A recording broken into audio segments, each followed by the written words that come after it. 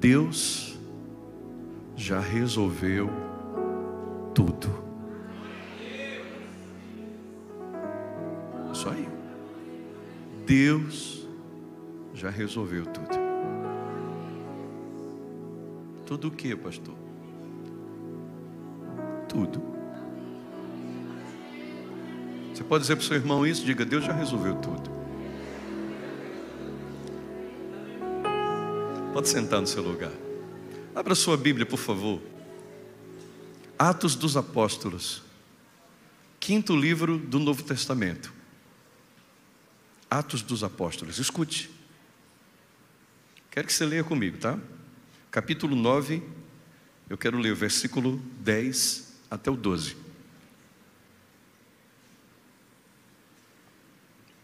Atos, capítulo 9, versículos 10 ao 12.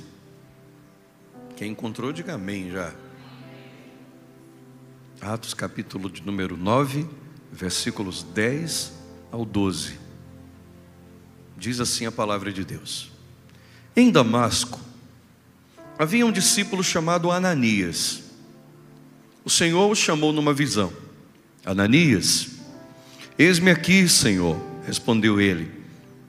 O Senhor lhe disse: Vá para a casa de Judas, na rua chamada Direita, e pergunte por um homem de Tarso, chamado Saulo. Ele está orando. E numa visão, viu um homem chamado Ananias chegar, impor-lhe as mãos para que voltasse a ver. Senhor, fale conosco hoje. Eu sei que o Senhor tem uma palavra para nós. Que o Senhor me use para isso. Te peço em nome de Jesus. Amém. Graças a Deus. Deus resolveu tudo. É sobre isso que eu quero falar hoje. Para você entender por que eu trouxe essa afirmação tão ousada, talvez, para a visão de algumas pessoas. Por que eu falei que Deus já resolveu tudo? Eu quero que você entenda o que nós lemos agora. Do que esse texto fala. Nesse texto, Deus está conversando com um homem chamado Ananias. Eu quero que você guarde o nome desse homem, tá bom? Ananias. Ananias recebeu uma visão de Deus. Deus conversou com ele, e aquilo que Deus mostrou para ele foi interessante demais. Interessante demais. Por quê? Porque um grave problema tinha se instalado naquele momento na vida do Ananias, da sua família e de todos aqueles que faziam parte da sua vida. Quem era Ananias? Ananias era um cristão, um homem de Deus, um discípulo de Jesus, que morava em Damasco. Um homem que provavelmente se converteu quando o Espírito Santo de Deus desceu em Jerusalém, quando estavam reunidos no dia de Pentecostes, porque ele não era de Jerusalém, ele morava em outra região. E naquele dia de Pentecostes, muitas pessoas de várias regiões tinham ido para Jerusalém por conta dessa festa. E ali se converteram através do derramamento do Espírito Santo de Deus na vida dos discípulos. E ali mais de 3.000 pessoas foram convertidas e batizadas no mesmo dia, através da primeira pregação de Pedro. Amém? É possível, segundo alguns especialistas, que o Ananias tenha se convertido naquele período, naquele mesmo dia. E voltando para Damasco, ele passa a pregar sobre Jesus. Uma igreja se forma, e agora tem uma igreja de Cristo, como nós, amém, gente? Em Damasco. Tem irmãos ali, tem cristãos, provavelmente muitos. O evangelho estava crescendo, estava se espalhando naquela região. E qual é o problema para aquela igreja? O problema é um homem perigoso, um homem que era feroz, que assassinava, que perseguia, que era cruel. E ele fazia isso justamente com os cristãos. Nem o nome cristão tinha sido mencionado naquele tempo. Falavam daqueles que pertenciam ao caminho. Não tinham sido chamados de cristãos, mas eram os cristãos, eram os discípulos de Jesus. E esse homem, o Saulo, já tinha tocado o terror em Jerusalém. Tocado o terror. Para você entender um pouquinho do que Paulo era, ou Saulo, quando eu falar Saulo ou Paulo, estou falando da mesma pessoa, viu? Na verdade é o mesmo nome, não tem assim um nome, um significado diferente do outro. Basicamente é o mesmo nome, a diferença é a região onde ele é usado. Mas esse Saulo, para você entender um pouquinho da história dele, eu quero ler com vocês Atos capítulo 8. Mesmo livro que nós lemos agora, só que no capítulo 8. Você lê o versículo 3 do capítulo 8, você vai entender um pouquinho do Saulo. Eu vou ler o 8 e vou ler também o capítulo 9. Então primeiro o capítulo 8, versículo 3 em Atos. Já deixa a sua Bíblia aberta em Atos. E diz assim a palavra de Deus: Saulo, por sua vez, devastava a igreja, indo de casa em casa, e os lançava na prisão. Olha o que esse cara fazia. Olha o sujeito como era. Devastava. Ele ia de casa em casa. Ele buscava cada cristão em Jerusalém, arrastava, espancava, mandava açoitar e matava. Esse era o Saulo. Agora olha o capítulo 9, versículo 1 e 2 aqui de Atos. Enquanto isso, Saulo ainda respirava ameaças de morte contra os discípulos do Senhor. Dirigindo-se ao sumo sacerdote, pediu-lhe cartas para as sinagogas de Damasco, de maneira que, caso encontrasse ali homens ou mulheres que pertencessem ao caminho, pudesse levá-los presos para Jerusalém. Gente, esse era o Saulo. Nesse momento, ele percebeu que o que ele estava fazendo em Jerusalém estava dando efeito, estava tendo resultado. Ele estava conseguindo pregar o ódio entre os judeus, estava conseguindo prender os cristãos e matá-los. Então ele pensou: eu vou expandir o alcance do meu trabalho. E Saulo, gente, ele era um religioso judeu, ele era um fariseu, ele era um homem extremamente conhecedor das Escrituras do Antigo Testamento. Era um homem culto, um homem estudado, inteligente, mas completamente cego pela sua religiosidade. E agora ele diz: eu vou expandir, eu vou agora buscar as cidades aonde eu sei que o Evangelho está sendo pregado. Esse Evangelho aí, desse nome que é Jesus e que é um nome que é um falso profeta. Era a visão de Paulo. E agora ele decide ir para Damasco. Ele fica sabendo que em Damasco tem crentes. Ele vai nos líderes judeus, ele pede autorizações, ou seja, ele busca uma cobertura legal, cartas, para que ele possa entrar na sinagoga de Damasco, onde normalmente os cristãos estavam se reunindo para falar de Jesus, e prender quem estivesse ali. E olha, na cabeça dele, a autorização que ele pediu foi prender os cristãos e trazê-los para Jerusalém. Vamos julgar esse povo aqui, vamos colocá-los diante do sinédrio. Era essa a intenção dele. Agora pense comigo. Agora essas notícias, elas vão chegar onde? Elas vão chegar em Damasco. Elas vão chegar no Ananias. Elas vão chegar nos discípulos de Jesus em Damasco. E começam a avisar: olha, o Saulo de Tarso, aquele que está prendendo cristãos e matando, ele agora vai expandir o alcance dele. E agora ele está vindo com autorizações. E ele vai prender todo mundo aqui. Ele vai matar, ele vai tocar o terror. Ele vem pronto para fazer o que ele quer fazer. E ele vem coberto pela lei. Ele vem equipado, ele vem com homens. Tanto é que ele veio pelo caminho com pessoas ao seu redor, provavelmente com pessoas preparadas para auxiliá-lo com força naquilo que ele queria fazer. E a cabeça dos cristãos em Damasco. Eu quero que você procure agora entender o que estava acontecendo em Damasco. Porque quando eu leio essa história, eu penso, meu Deus, imagina o terror que essas pessoas passaram a viver.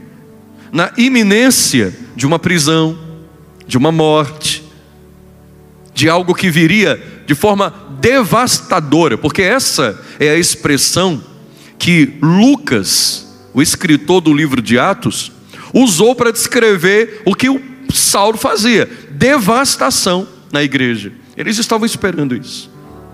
E agora eu quero que essa palavra seja transportada desse texto, daquela época, daquele tempo, naquele momento, para a sua vida, para você. Porque assim como Ananias e os discípulos daquele momento viveram uma grande tribulação, uma ameaça, um grande problema, nós vivemos também, cada um com o seu. Provavelmente você está aqui hoje, em alguma área da sua vida, o seu coração está apertado. Provavelmente alguma coisa que aconteceu, ou que você está preocupado que aconteça, está tirando sua paz, está tirando seu sono, está fazendo você até questionar sua fé. Onde está Deus? O que é que Jesus está fazendo nesse momento que não está vendo a minha situação? Eu penso isso porque possivelmente era o que aqueles homens e mulheres pensavam em Damasco. Vocês entendem assim ou não? É mais ou menos isso. E agora? Se esse homem está vindo aí fazer isso, cadê Deus? Aonde está Jesus? Aonde está a proteção do Senhor sobre a nossa vida? Principalmente, o que é que a gente vai fazer? Você consegue, junto comigo, imaginar que aquelas pessoas começaram a se organizar de alguma forma para se defender? Provavelmente, nós vamos nos esconder, ou nós vamos sair de Damasco, vamos para outra cidade, vamos fugir do Saulo. Se ele chegar aqui, a gente vai para outro lugar. Se ele bater na nossa porta, nós vamos reforçar a porta para que ele não consiga arrombar. Vamos conversar com os vizinhos para que eles digam para os outros que nós não moramos aqui. Vamos fazer alguma coisa. A grande questão é que o coração daquelas pessoas estava apertado. Eles não sabiam como iam lidar com aquilo, até porque eles nunca tinham passado. Seria a primeira grande perseguição dos cristãos em Damasco. E o que fazer diante disso é uma questão que estava dentro do coração deles, afligindo, deixando ansiosos. É no meio dessa dificuldade, é no meio dessa tribulação, desse desafio, que o Ananias de Damasco, ele aprende uma grande lição. Digam glória a Deus. Esse glória a Deus tem que ser de crente assim, sabe? Diga glória a Deus. Agora, irmãos, olha a lição que Ananias aprendeu. E é ela que vai nos ensinar hoje. É dela que nós vamos tirar ensinamentos para a nossa vida. E eu creio de todo o meu coração que essa palavra, que é uma semente perfeita, vai encontrar um espaço numa terra boa que é o seu coração e vai dar fruto em nome de Jesus. E vai te ajudar a vencer essa luta que você está vivendo aí, em nome de Jesus. Quer aprender essa lição? Diga amém. A lição é essa: Deus já cuidou de tudo. Eu quero que você diga isso para você não esquecer nunca mais, tá bom? No 1, 2, 3, vamos lá? 1, 2, 3. Deus. Glória a Deus. Já cuidou.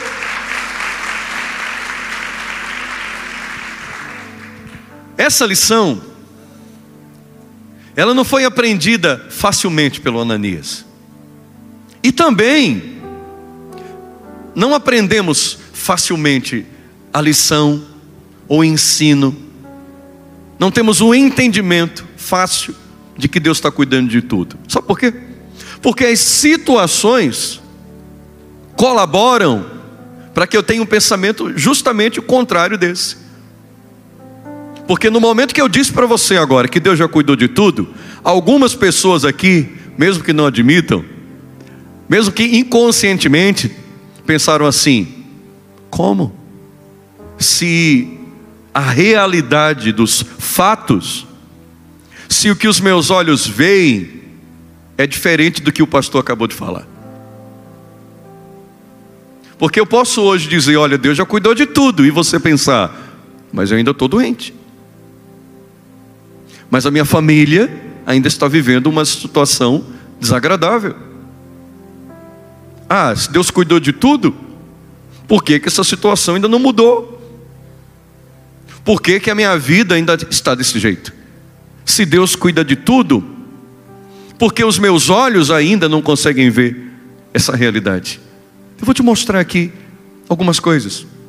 A primeira coisa que eu quero que você entenda: eu afirmo para você, de forma ousada, que Deus já cuidou de tudo, porque eu entendo que está em Colossenses capítulo 1, no versículo 17. Abra sua Bíblia. Colossenses capítulo 1, versículo 17. Se for possível projetar essa leitura aí na tela, aí eu vou pedir que vocês puderem me ajudem nisso. Na NVI. Colossenses capítulo 1, no versículo 17. Olha o que esse texto ele diz para nós. Olha como isso é poderoso. Aqui está falando sobre o Senhor Jesus. Ele é antes de todas as coisas, e nele tudo subsiste. Eu vou ler de novo isso. Ele é antes de todas as coisas, e nele tudo subsiste. Glória a Deus. Meu irmão, o Senhor é Deus sobre tudo e todos desde sempre. Desde sempre. Antes de todas as coisas Ele é. Ele é maior que tudo, maior que todos, antes de tudo e antes de todos. A questão é que nós, como seres limitados que somos, temos uma grande dificuldade de entender isso.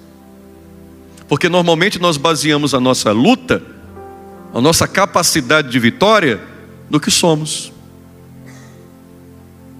no que temos, no que podemos ou que achamos que podemos, nos nossos recursos, ou nas pessoas em quem confiamos. E aí a gente olha para a nossa situação, olha para nós, nossa própria força, nós olhamos para quem está perto, nós olhamos para a nossa estrutura, nós olhamos para os nossos recursos e nós pensamos: impossível, não vou conseguir vencer.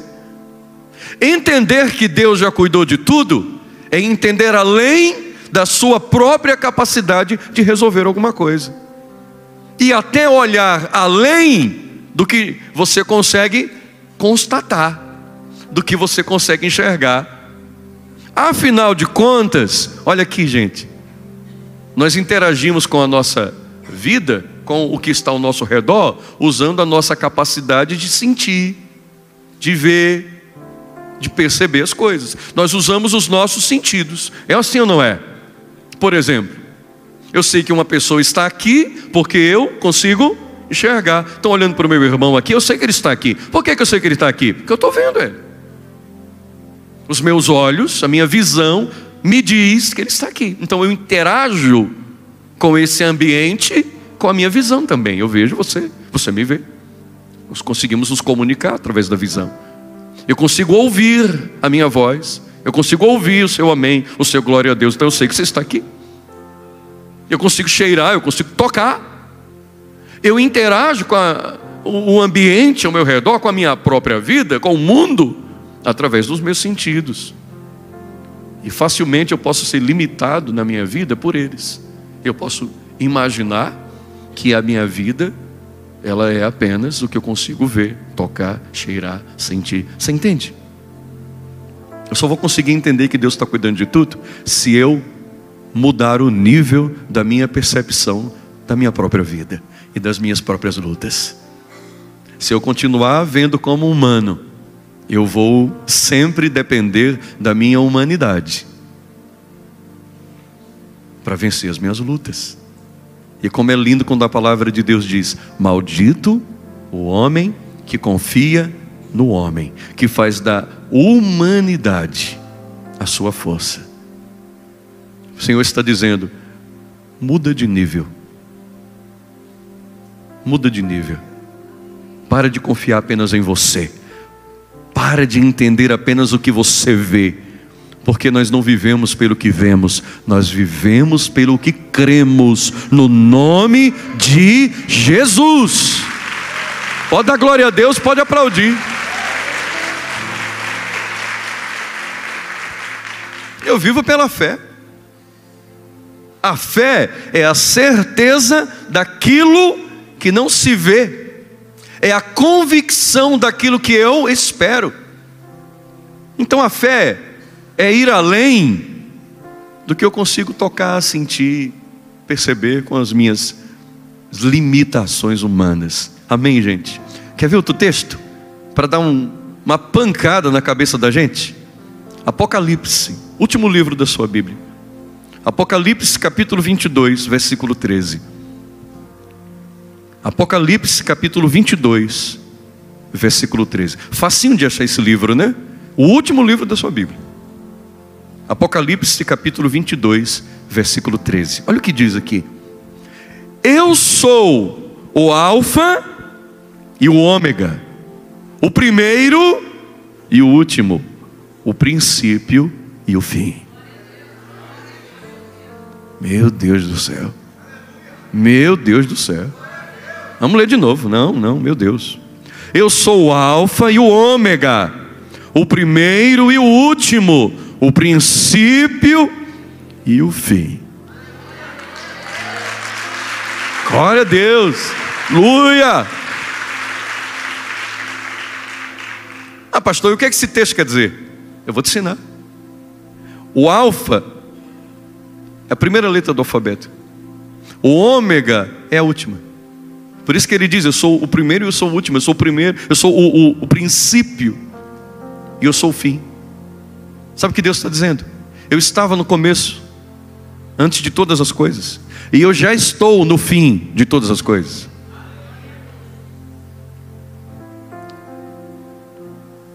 Isso quer dizer uma coisa muito forte: que o terreno temporal que você está pisando agora, ou seja, 2022, outubro de 2022, 30 de outubro de 2022, esse terreno temporal onde nós estamos pisando agora, nós estamos pisando agora nesse terreno.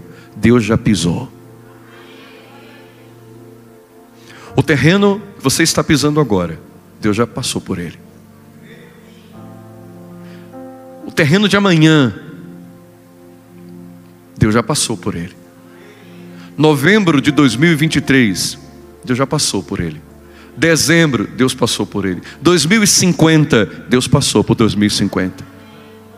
Porque Ele já está no fim de todas as coisas, como Ele estava no princípio de todas as coisas. O tempo para Deus é diferente. Deus faz desse jeito. Glória a Deus.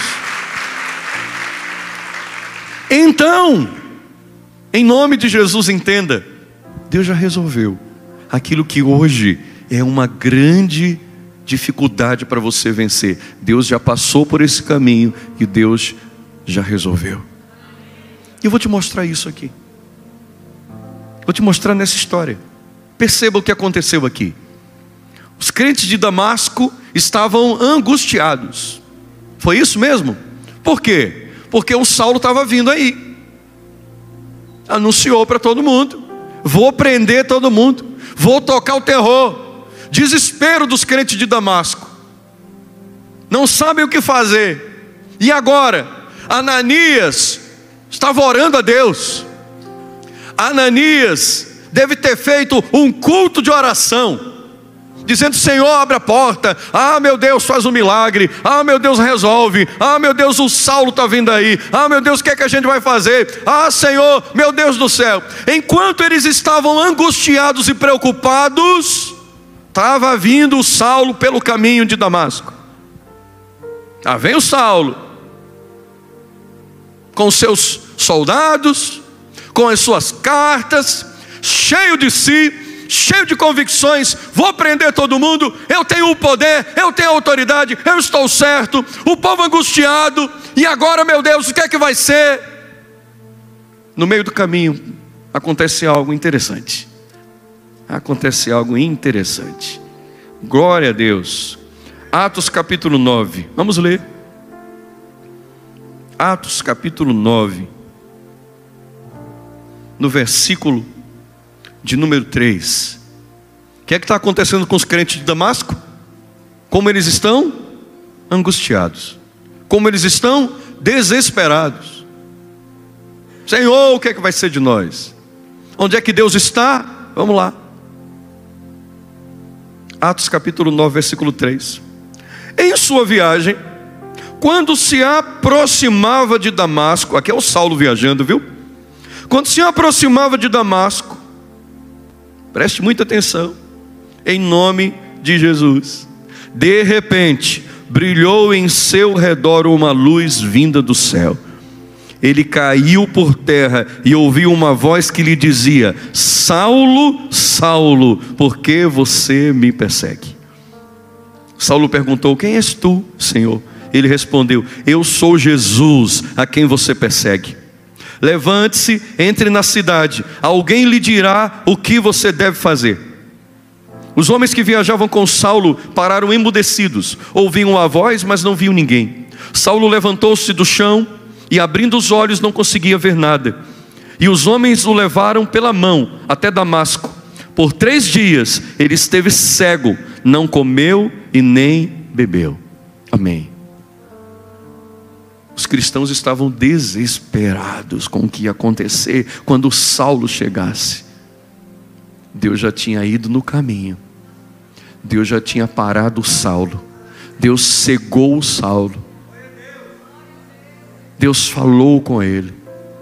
Deus transformou o Saulo num cordeirinho, uma fera perigosa, cheio de autoridade. Eu vou matar, eu vou prender, eu faço, eu aconteço. E Deus para, e Deus muda a história. Deus muda a história. Quando ele levanta do chão e não vê nada, os seus homens é que pega na mão dele e leva ele para dentro da cidade, como um cordeirinho. Coloca ele na casa de um certo Judas, que morava naquele lugar. E ele fica lá, orando. Gente, Saulo, perseguidor da igreja, orando a Jesus Cristo, jejuando ao Senhor Jesus, e recebendo visões de Deus, no nome de Jesus. O Saulo, o perseguidor, o imparável, Deus parou. O que não podia ser transformado, Jesus já tinha transformado ali. Jesus mudou a história, Jesus resolveu. E os crentes continuavam desesperados. E os crentes continuavam sem saber o que fazer. Vamos arrumar as malas e vamos embora. O Saulo vem aí, vai acabar com todo mundo. E o Saulo estava 3 dias orando e jejuando a Jesus. Que coisa, não? Jesus resolveu tudo. E ninguém sabia.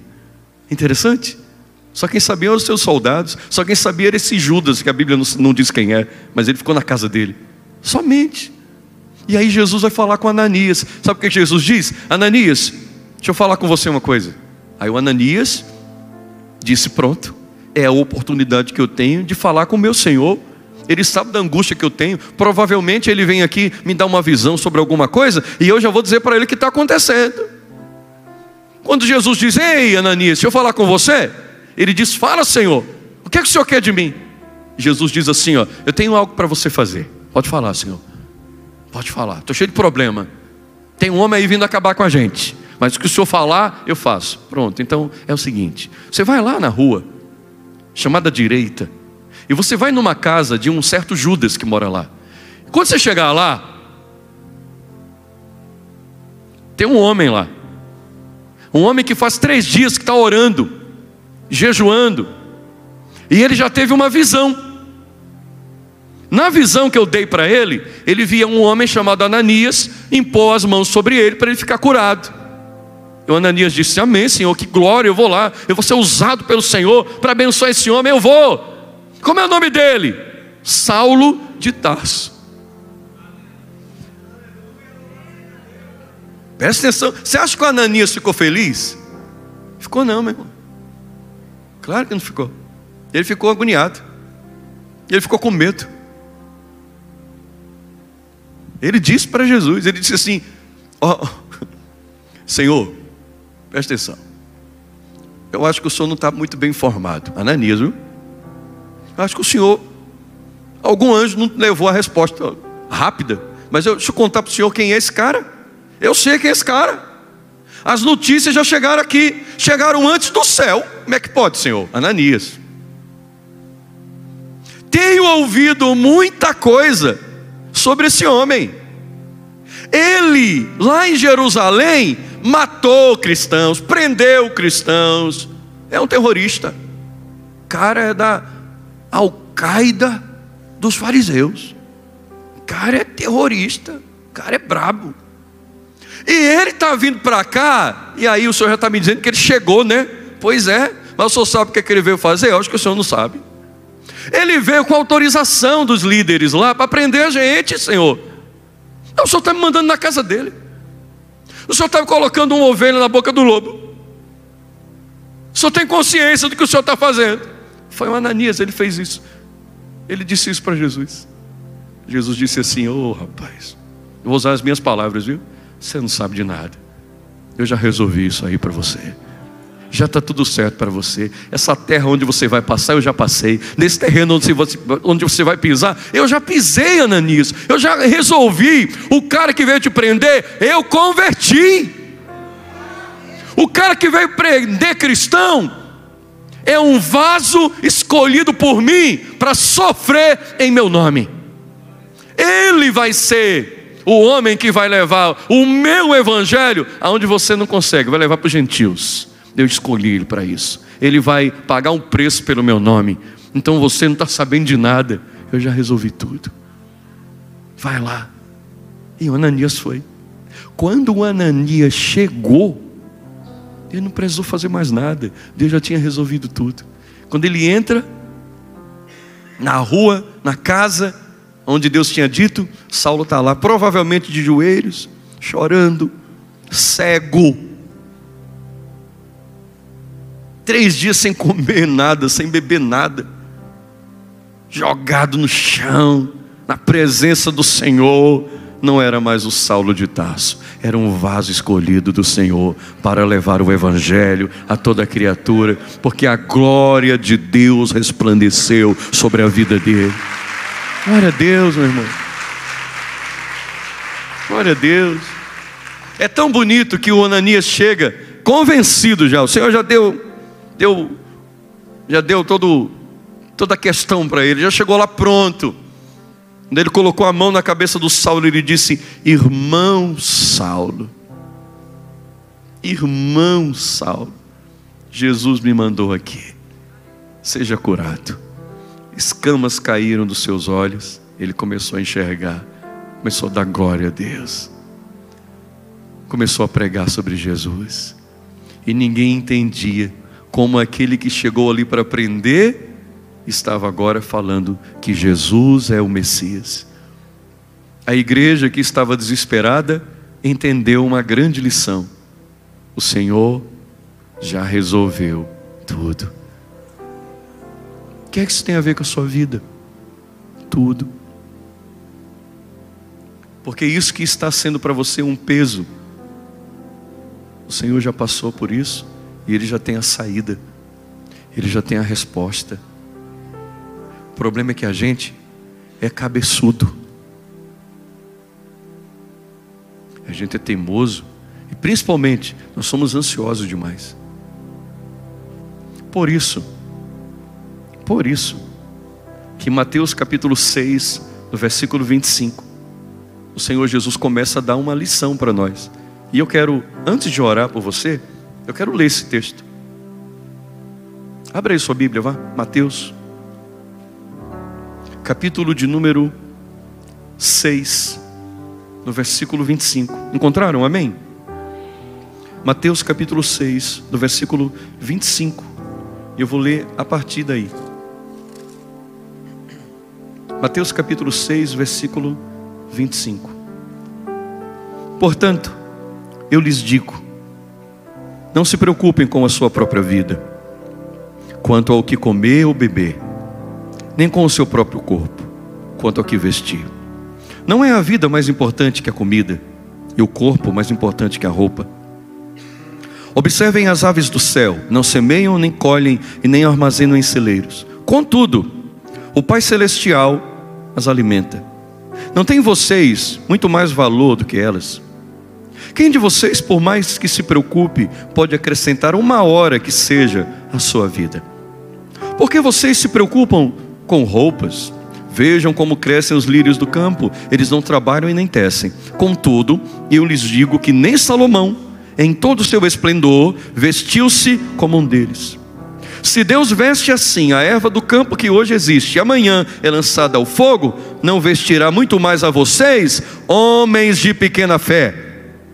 Portanto, não se preocupem dizendo que vamos comer, o que vamos beber, o que vamos vestir.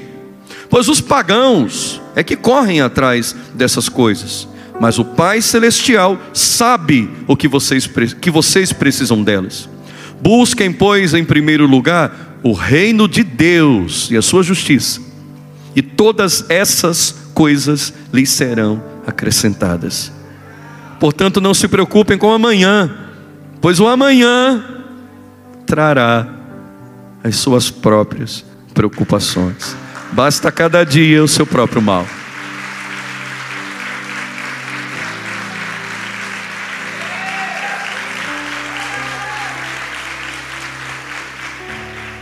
Quem pode dizer isso para você? Senão aquele que é o alfa e é o ômega. Aquele que está no começo de todas as coisas e está no fim de todas as coisas. E aquele que está dizendo para você: eu já cuidei de tudo. Então se preocupe com uma coisa só: busquem em primeiro lugar o reino de Deus, a sua justiça.